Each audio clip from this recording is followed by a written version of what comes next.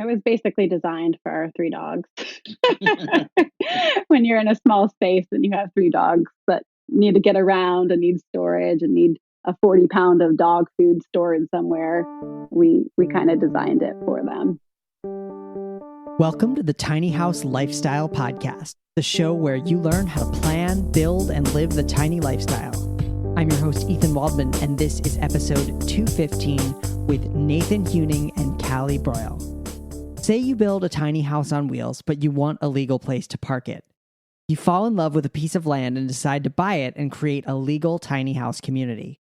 Would you believe me if I told you that it would take nearly 2 years and hundreds of thousands of dollars? My guests today, Callie Brauel and Nathan Huening, did just that. They certainly didn't expect it to take so long or be so challenging, but they're here to tell the tale and share what they've learned along the way. Stick around. Let's face it, most tiny house dwellers want their tiny homes to be small, but not uncomfortable.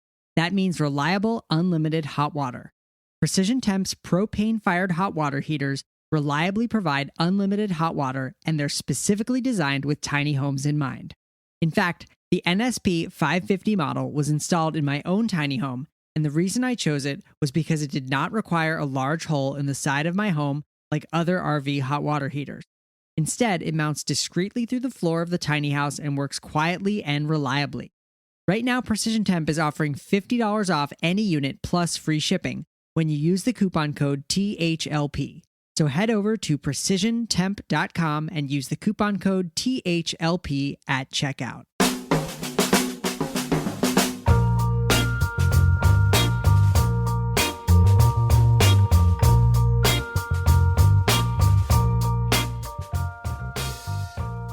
All right, I am here with Callie Brauel and Nathan Huening. Callie and Nathan skipped a wedding registry in favor of cash gifts to build their tiny house. They started that tiny house in 2015, finished in 2017, and moved in 2019 to a 30-acre farm near Saxapahaw, North Carolina. I should have asked you how to pronounce that. Did I get it okay? All right. They spent 2 years. Whew. They spent 2 years establishing a tiny house on wheels residential community and nature preserve with 7 full-time neighbors and 6 more on the way. Callie and Nathan, welcome to the show. Thanks for having us. Thanks so much. You're very welcome. So what a journey. I kind of want to start at the beginning and just ask you what got you interested in tiny living in the first place. So I suppose the short answer is it had come up on my radar many years ago. I have an email I sent to a friend I saw in 2009 to a tumbleweed article or something. I was like, I didn't know this was a thing that you could do.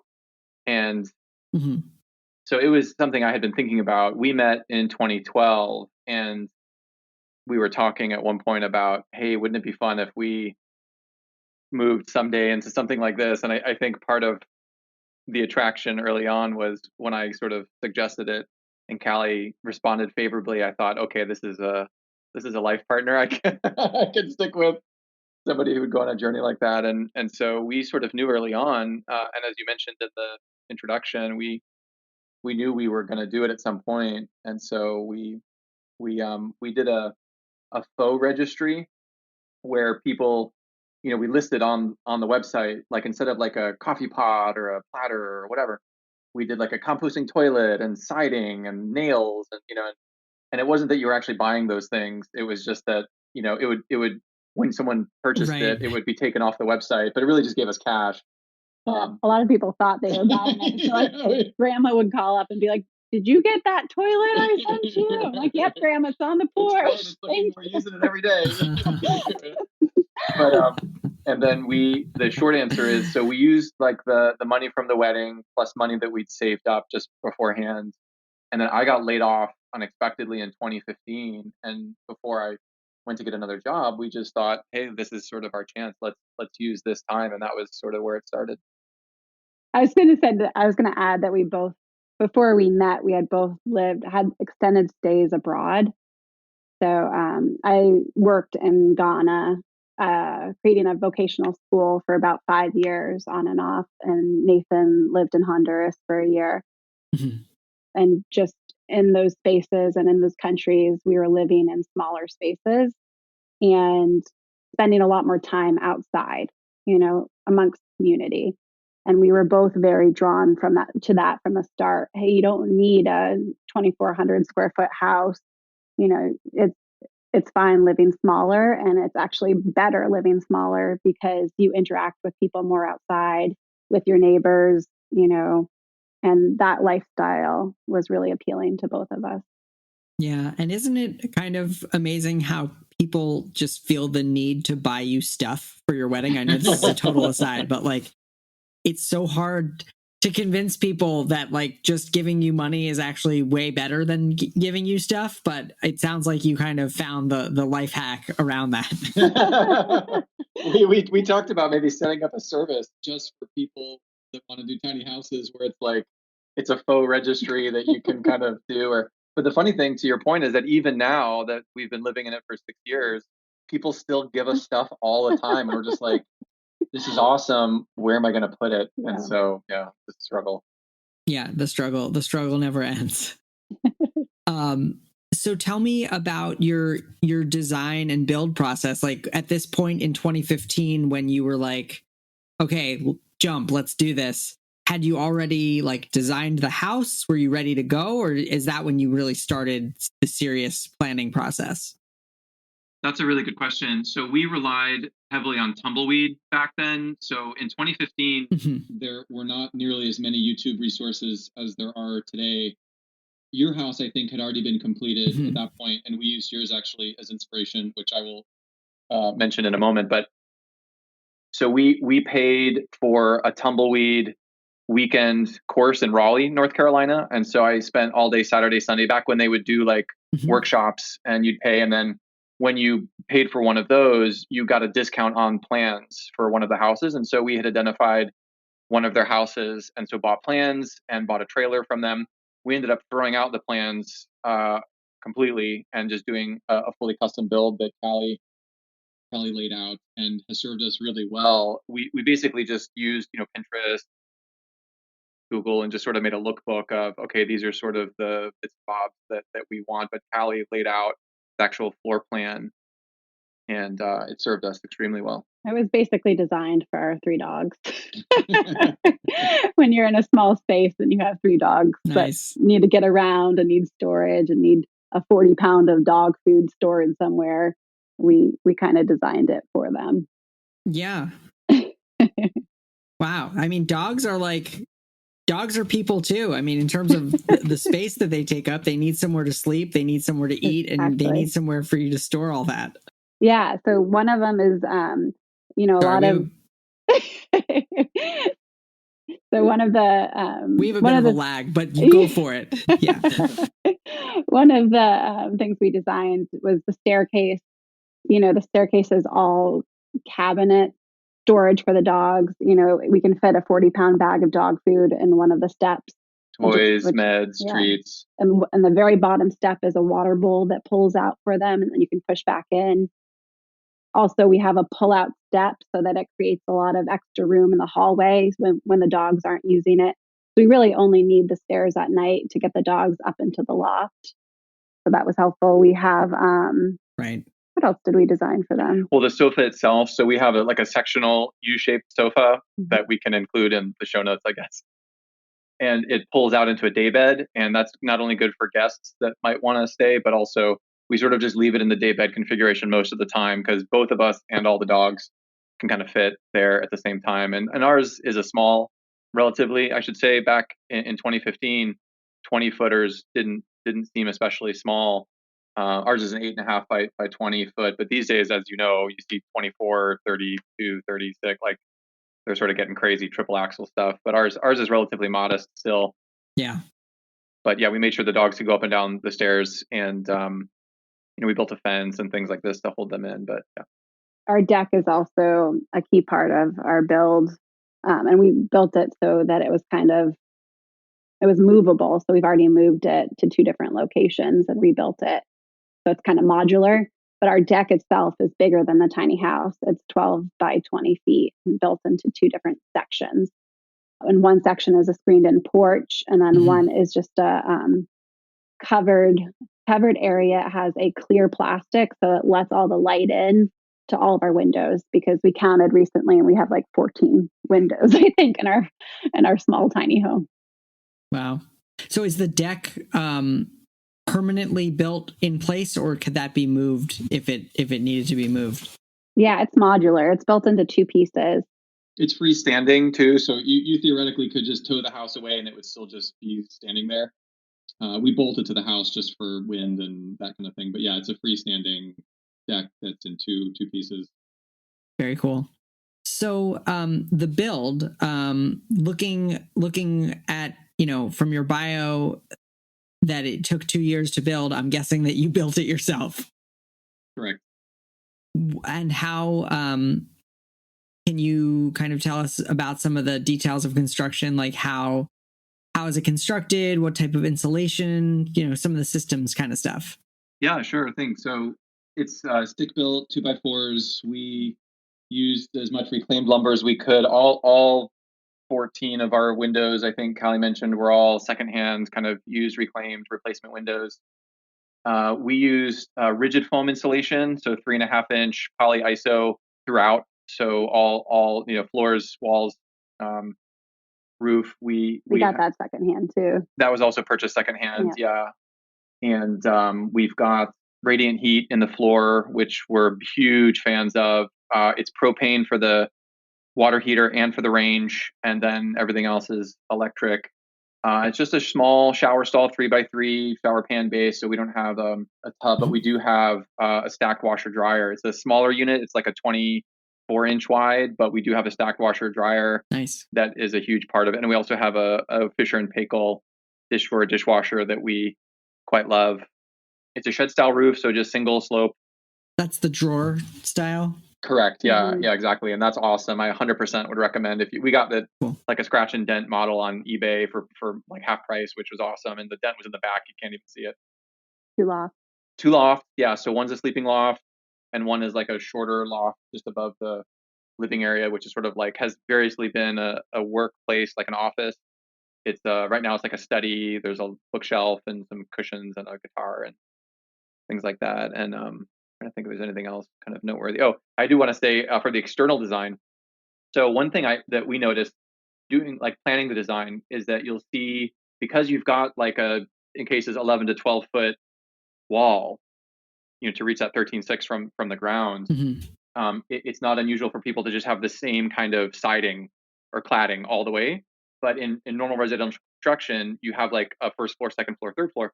And so it would be really unusual to have that much vertical space with the same kind of siding. You'd usually have some break at the floor level, first and second floor. And I remember seeing your design early on when we were doing like our lookbook and planning, and you had the cedar shakes kind of at that half story above, the first floor at the 8 or 9 foot level kind of thing. And I was totally taken by that. And so we totally stole it in our design. So we have wood siding on like the first floor, and then the second half floor is all cedar shakes. And so thank you for that excellent design choice of yours, because we totally used it and love it. Something unusual we did was build over the tongue. You don't see that done too often. And we actually fit in a 20-foot tiny home. We fit a stacked washer and dryer over the tongue. And so you had to kind of build around the washer and dryer. So we put it in, and then we have like a panel that comes off, and you can kind of access it from the outside. But we literally built around a stacked washer and dryer. Yeah, if you think about it, so it's boxed in, but it's a triangle because it's the tongue. And so we have the washer dryer, we have the water heater, and then we have our like exterior hookups. So the water and electrical all in that little kind of boxed area. And that includes, we have like a UV filter to purify water that comes in, because you never know kind of like what your water will be. And then also like a whole house charcoal filter there as well. So boxing in that little tongue area was a huge part of the success, I think, of the build, because it created a lot more space that we wouldn't have otherwise. That's really clever. And that's a lot of things that you don't normally, well, really just the washer and dryer, that you wouldn't normally see in a 20-foot tiny home. I certainly wouldn't be able to fit one in mine I actually just don't think I'd be able to fit one in mine, period. Has the bump out on the tongue for that washer and dryer affected like the towing turning radius? Because I know that can be a concern when you build out over the tongue. It's true. If you're not totally careful, you could potentially hit the bumper of the truck, but you have to do more than like a regular turn, just a 90-degree turn, you're fine. So you'd have to be like doing a goofy U-turn or backing it up or something. So and we move it so rarely that the trade-off is 100% worth it. Nice. Yeah, I have laundry envy for sure. So you finished the tiny house in 2017, and by my accounting of your bio, there's a 2-year period between when you finished and when you moved to the farm. So how many different places did you live, and how did you end up zeroing in on this particular farmland? Yeah, so we originally built our tiny house on Nathan's dad's property in Durham, North Carolina. And that was super helpful because he is an engineer by trade and has an engineer's mindset. So he was able to troubleshoot all the problems with us or from early on. And from there, we moved it to our friend's property in Durham, who had 3 acres, kind of in rural Durham. It was end of a gravel road. And out of necessity, we kind of started looking for land. We were really happy there. It was 3 acres of land, wooded, beautiful. But, if a neighbor complains, you're technically living illegally when you're on someone else's land. So we got a notice on our door one day from environmental health saying, "Hey, what are you doing with your septic here? Where does your wastewater go? Where does your wastewater go?" Yeah. And so at that point, it kind of lit a fire under both of us, being like, okay, well, they know we're here, and it's only a matter of time where we're going to be able to, or when we're going to be able to, or when we're going to have to move. And so that was when we started seriously looking for land. And it took us maybe 6 months to find land. Maybe longer, yeah. Maybe even longer. Luckily, environmental health or the county did not come back during that time and kick us out.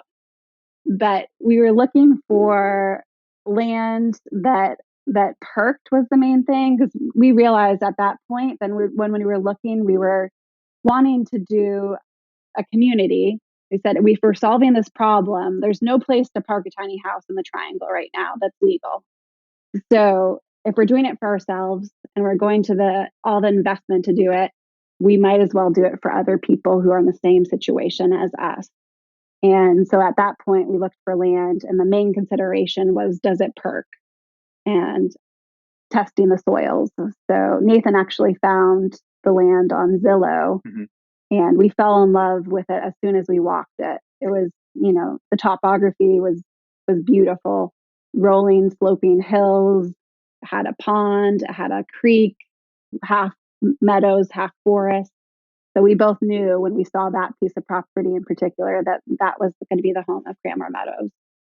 And I'll point out too that the when we were living in that other place, about a little under 3 years at that other location, we spent about $5,000 out of pocket putting in sewer connections because there was a house with a septic, so we just tied into the septic that was there. We put in a water line. We paid Time Warner to run, and so we were quite comfortable there and had like a flush toilet and everything. But at the time, we could either afford to build the tiny house or buy land, but not both. So we opted, obviously, for doing the tiny house. And we looked at a lot of properties in that 6 to 9 months plus that Callie mentioned. And just nothing felt right. It was either just like clear cut, looked like a football field, or just wasn't that interesting. Or the location, it was like 40 minutes to the nearest gas station, So you're juggling all of these requirements. And to Callie's point, we were thinking like, okay, we'll buy a spot for ourselves. And then maybe if we're going to put in utilities, let's put in like 3 extra hookups or something. So maybe something like 3 to 5 acres. We ended up buying 30 acres. So 10 times more than what we planned, and a lot more expensive than we had planned. But as Callie mentioned, having looked at all these different properties and we saw this one immediately, we're like, oh, this is it. And the tricky part was when we put it under contract in the spring of 2018, we didn't have a way to pay for it. But we had a due diligence period of 6 months. We basically said, okay, we're going to buy this. and we gave ourselves 6 months to figure out a way to pay for it. I would also add too that in narrowing our search, we talked to all these different planning departments from 5 different counties, right? So we kind of did our research early on as to which county was going to be most receptive to having a tiny home community, because the rules vary county to county for RV parks and how long you can stay in an RV park.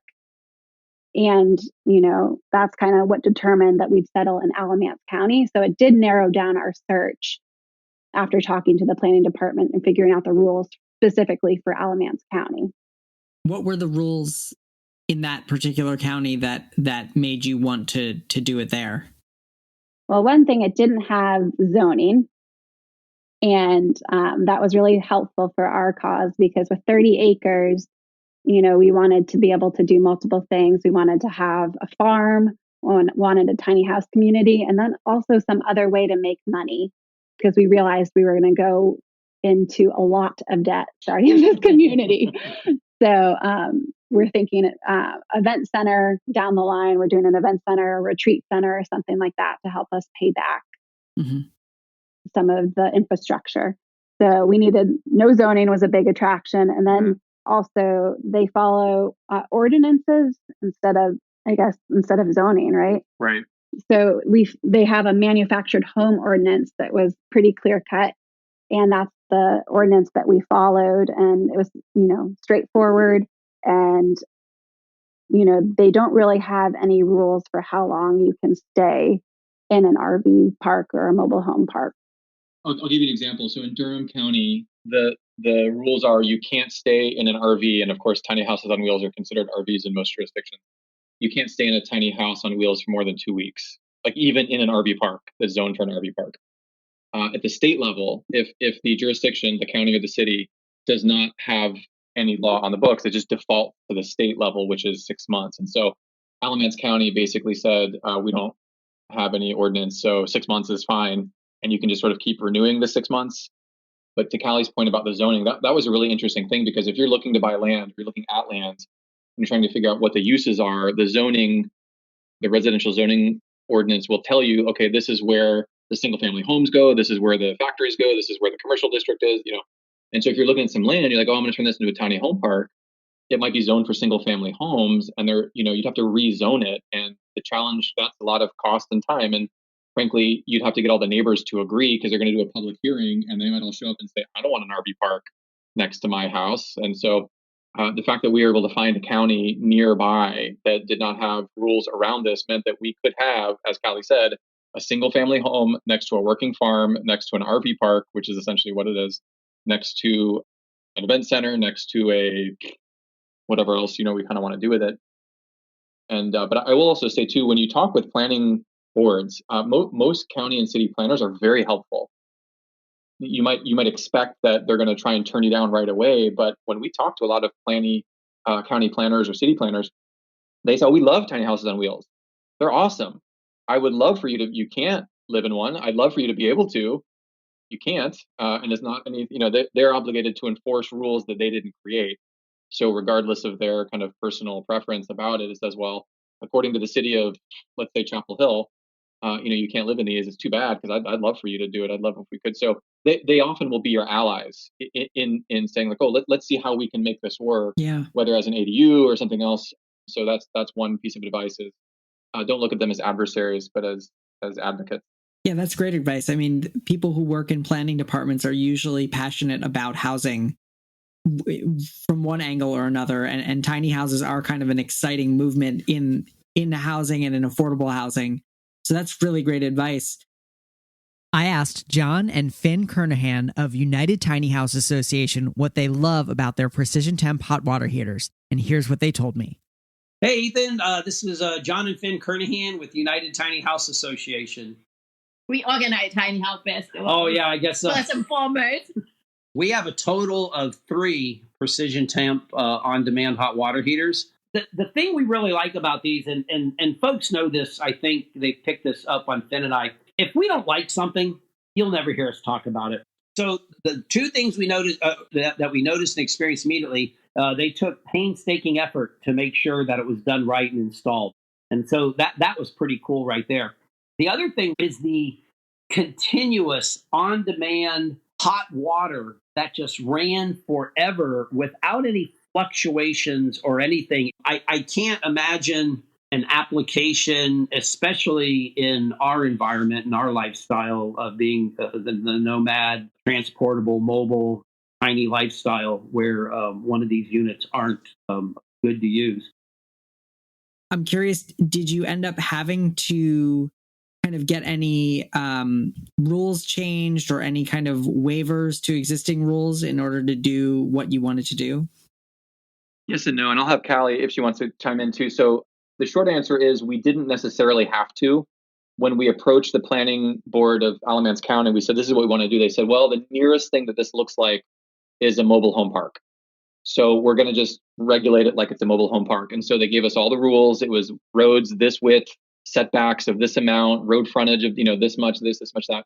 So as long as we met all those guidelines, they were like, yeah, go right ahead. No problem. We already have a protocol for this kind of development, this kind of community. Mm-hmm. I'll point out too that for listeners, there is often a distinction between a manufactured home park or a mobile home park and an RV park. Mm-hmm. Manufactured homes tend to be intended to be permanent. You actually have an address, like a street address and this kind of thing. Whereas an RV park is more like I'm passing through camping with the family kind of thing. There's no like address or anything like that. So we wanted it to be a mobile home park, but they're on wheels. And the county was okay with this. Mm-hmm. Now, in our particular case, there were some elements of that ordinance that we were not able to meet, but it was mostly just because the land was so challenging, the topography, so much earth moving we had to do. But basically the room that we had, like for example, they all had to be on 8,000 square foot lots, which is a 1/5 of an acre, which was fine. But in order to get them to fit, we're like, well, we can't have a setback of 45 feet from the road. We can't. Like 3 of them we can do it, but 4 of them we can't. So we basically had to appeal before the planning board, first of all, to get their blessing. And then we actually appeared before the county commissioners and said, we want to do this project. We're like 90% of the way there. We need an exemption, basically a variance. So essentially, we need you to basically pretend that we're okay with these last bits if you think it's a worthy project. And 4-1, they said, yeah, go ahead. We'll exempt you on these couple bits that you can't meet because we think it's a worthy thing to do. So, where are you now in terms of the community? Because I've checked out the Notion website. I love Notion. I use it myself. There's phase 1 and then there's phase 2 on that plan. Where are you? Like, are there other tiny houses there? So we completed phase 1 as of October 1st of 2021. Awesome. So we've had 7 spots open for 6 months, and it took a few folks a couple months to move in, but they're fully occupied now. And we hope to start on phase 2 with 6 more spots, maybe this summer. The start on the road and the septic and some of the infrastructure, and it will probably take about a year to complete phase 2. We have a long wait list for phase 2, and we'd like to start tomorrow, but we just the money and the cost of the infrastructure and the financing were very complicated, and we kind of got in a little over our head, not knowing all the costs up front when we first started. So we basically ran out of money before we could start. Halfway through, yeah. Halfway through. So we had to get really creative with financing. So I can talk about that too, if that's of interest. Yeah, if you want us to break down the numbers, ultimately, so our tiny house is there. So we have ours, and then 7 more, so 8 total. We will have 1 or 2 also available for temporary rent, like Airbnb, if folks want to come and scope out the place or just visit the farm. Mm-hmm. And then 6 more. And ultimately, the 13 number, to Callie's point she mentioned earlier, when you are doing soil testing throughout property, you basically see how much of the soil is percolable, like will wastewater percolate, and then basically they'll work backwards and say, okay, if the flow rate for this soil is X, then you can only fit Y units because each unit requires X number of gallons per day and that kind of thing. So, so the number the county came up with our planning, the max that we could fit based on all the ordinances and requirements was 13. Plus the 150 wedding venue. Plus 150 person wedding venues. And then we also said, let's just throw in a couple of houses in case in the future we want to build like a clubhouse or we want to build another house for ourselves kind of thing. So the process of, and I'll just tell you, when you're developing land, and there was nothing out there. There was no water, no power, no sewer, no nothing. When you're developing land and looking for stuff like this, the question is, where do you poop? That's like the number one question, you're limited by your wastewater. And then from there, you can work backwards to other kinds of things. But like, that's the number one most important thing. And so that was what dictated sort of the use of the land. Yeah. And I would add on like just a piece of advice for anyone who's looking for land for a tiny home community. Nathan mentioned this, try and get as long of a due diligence period as you can. We paid a little bit more in due diligence, but it was worth it. We needed 6 months and we got 6 months to kind of do our research on the land, because you don't want to be stuck with a huge piece of property that you can't develop into a tiny home community, right? So, it was really important for us to do the soil testing for the wastewater. We were in the county. If you're in the city, it's different. You can hook up to city sewage. But in the county, you need to put in a septic, you need to put in a well. We had to put in a road. During that time, we also found a landscape engineer, Bobby Tucker from Bodie Design. And that was huge for us. So he could walk the land with us and we didn't know what we didn't know at the time. So we kind of walked through everything with him, and he helped us develop a site plan and figure out kind of what systems we would need and what infrastructure we would need to go forward with this, because we were both completely new to development. So hiring some consultant early on is really huge in developing a site plan. And then also I would say, and we weren't so great about this, is developing a budget, before you go forward with it. So if you hire that site engineer and they help you figure out the systems you're going to need, then you can get some quotes on those systems. And the major costs for us were road being number one, cost of land, and septic were I would say the big three. And then there were a bunch of well, there's even engineering paying engineering fees, soft costs, and permitting. Yeah. So just to give you a sense, so the land we bought, 30 acres, was a little under 300,000. We put down 70,000 that we had, and then on top of that, just the road and the septic together, just what we have so far, those two, is a little under $500,000. So just give you a sense of that's sort of what we're dealing with. And yeah, we are collecting rent from 7 tenants. We're still in the red. So the fact that we're still having to finance from other our full-time work just to create, and we could double our lot rent probably right now and still have a wait list, but we're aiming to keep it as affordable as possible, even though we're in the red. I expect and hope that with the final 6 in phase 2, we'll be a little above break even at least. Well, no, that's great. We still have to both work full-time jobs, to do it. But we're not getting rich. Right. You're not getting rich if you're going into doing something like this. That's not the idea. Right. And then maybe the hope that the wedding venue or the Airbnb rentals could help bring in some additional income on top. Mm-hmm. So my understanding is that it's more difficult to get a mortgage for land when you're not also building a house on the land. Correct. Much more difficult. How did that work for you? I'll just say, so initially we thought our only option was, well, we're going to have to borrow money to build a house also.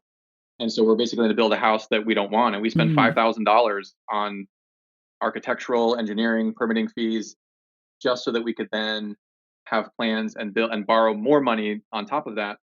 In literally we went through 3-4 lenders in that 6 months. I think literally in the 2 weeks before we had to close, we found a lender who was like, "Oh no, we'll lend it to you just for the land, without having to do a house." Carolina Farm Credit. Yeah, and it's basically a farm credit, a credit union that specializes with farmers, and they've been awesome. like Yeah. saving grace and everything about them. The rates are a little higher with land. It's closer to like 7-8% versus like a typical 3-4% kind of loan. Wow. But there's other benefits. They pay you dividends because it's like a cooperatively owned thing, and so we get like a cash dividend every year. It sort of offsets that higher interest rate, which it brings it down to around 5% or so. That's awesome. What a huge and amazing undertaking. It's do you?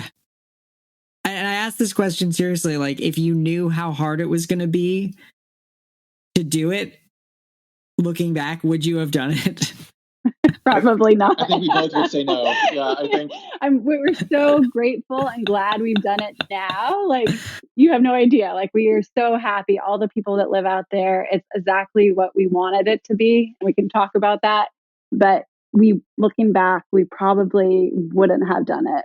Just especially knowing the financing and the cost of everything going into it, we would have been like, there's no way we could afford that. Yeah. Well, just to tell you, like, so we had to get, I mean, we've both been working, each of us have both been working 2 full-time jobs for like the last 3.5 years. So we actually have our actual gigs. Callie's now full-time on the farm as of just a year ago. I still have a full-time job, but for a while there, we're both full-time. We're trying to develop this property. We actually bought land in Durham, a house, and renovated it and sold it and used the proceeds to put back into the property, and then did it again just to try and scare up cash that we didn't have to borrow. So here we are, working full-time jobs, developing this community, and nights and weekends going to work to renovate a house to sell. All in all, we probably have, we know we have at least $1 million into the land and the infrastructure, and 60% of it is debt financing. And the rest is stuff that we've put in through our own savings and sweat equity and flipping houses. And I mean, anything that we could do to try and make it happen. Wow. We've been really, really fortunate. A lot of support from the universe, like the partners that we find, like Callie mentioned, our wastewater engineer, because the road and the septic had to be designed. We found good surveyors. We found good grading companies. We found us an Uncle Sam. Literally, his name's Sam, and he's a retired general contractor. So he helped. He's kind of been a consultant for us on a lot of the projects because he has so much experience. He's helped us figure out how to turn all the old buildings on our land into renovated spaces. And without that help, I think without a lot of the help that we found, we would have been really lost. Wow. You mentioned a minute ago just about the people who live there, and I was curious if you could talk about, the community that you've created and how that's set up. Sure. It was, Nathan and I call ourselves benevolent dictators. We talked to a lot of, I guess, co-housing developers in our area and across North Carolina before developing the land, and all their advice was the same: don't do it. Like intentional communities. Yeah. And it's just really hard when you are trying to come to a unanimous decision amongst 12 different people, and with us having so much of our own money and labor at the start of it, we realized, that we kind of had to create a community that we wanted to live in, but also that we had final say in, just because it was, so much of our own money that we had poured into it. Yeah. So that being said, we lucked out because we have the first 7 that came to us was pretty organic. We did tours, and it was mostly word of mouth because people didn't know about our community. We didn't, have a ton to show for it. So people walked the land with us, and we found 7 tenants that are wonderful. They all have a similar mentality to community and community focus. So we have different committees now. So we have two two ladies leading the chicken committee, and right now they have 14 chickens in their tiny house loft, little baby chicks that we're getting ready to build a chicken coop for. And it's kind of kind of a shared model where everyone's going to take care of the chickens and we'll rotate. We have another couple who's living there who's taking charge of the community garden. So everyone will have a plot in the community garden. Mm-hmm. And the model right now is just like, you have an idea. We have lots of land, lots of space. Come to us with an idea. We can all talk about it, but Nathan and I will make the final decision, and we'll also bring us a budget and we'll pay for the startup cost of your project. So I think it's a win-win for a lot of people living in the community because they have access to land and funding that they might not otherwise have had. Anything to add about the residents? Just that they're all terrific, and we lucked out, and we feel really fortunate to have such great neighbors. And when you live somewhere, you never kind of know who you're going to get, but we sort of got to not really like select them, but by virtue of living tiny, even though you're really different, you have this shared touchstone that you have that means that whatever else you have in terms of your personality, your life, like you share this one kind of thing about living more simply, being outdoors, observing nature, being a steward of nature. So that's something that runs through all of it. And I'd say too, we have a lot of diversity in terms of income, in terms of gender expression, in terms of age. We don't have diversity in other areas, but we're hopeful for phase 2 that we will see more diverse people. Nice. And how much does it cost to rent a spot there? And do you do is it like a year-long lease or is it month to month? I'm guessing that you hope that people will stick around for the long term, but how do you have that all structured? Yeah. So I'll answer the second part of your question first. It's month to month, and that's mainly because of the legal issues. So our lawyer advised us to do month to month. So, it is technically under North Carolina law, right? So you're supposed to stay 6 months. But that being said, everyone in our community is very well rooted, and most of them don't have plans of going anywhere. And we charge $600 a month for lot rent, and that includes your water, your sewer, your trash, your road maintenance. It includes an actual address, like a private mailbox. Does not include power, does not include internet. So you optionally take out those two in your own name. But we have plenty of residents who don't do internet and they save a bunch of money, and power you sort of have to do. But and that way you use kind of more variable. But we put in a gigantic well that serves the whole community, and we have a dumpster on site that we pay for. So you just kind of bring your trash to the dumpster, and then a truck comes. And we also have a lot of community spaces too. So we have some of the old farm buildings that we renovated. They used to be cinder block pig stalls, and we renovated them into a community kitchen with a washer and dryer. We realized early on that a lot of folks in tiny homes don't have washer and dryers like us. So we created a community kitchen where folks can wash their clothes too. And we also, next to the community kitchen, we have a community guest room, and we rent that out for $30 a night if you have your family coming in and you don't have a place for them to stay. And there's also a deck with a hot tub, and we do a lot of potlucks up there and just parties, social stuff. And a lot of this is hard to visualize. So I will for your listeners, encourage them to click the link in the show notes. Tiny House Expedition just wrapped up filming last weekend. They were here for 3 days doing a tour of the house and a tour of the community. So that should be out in about 2 weeks. Awesome. Yeah, I think people are going to be really excited to see, and I'll embed the video right in the show notes page for the episode. And so you actually created a street, Tiny Home Run. Correct. I didn't realize that, 2 of them. People were going to be able to take out power and internet in their own names.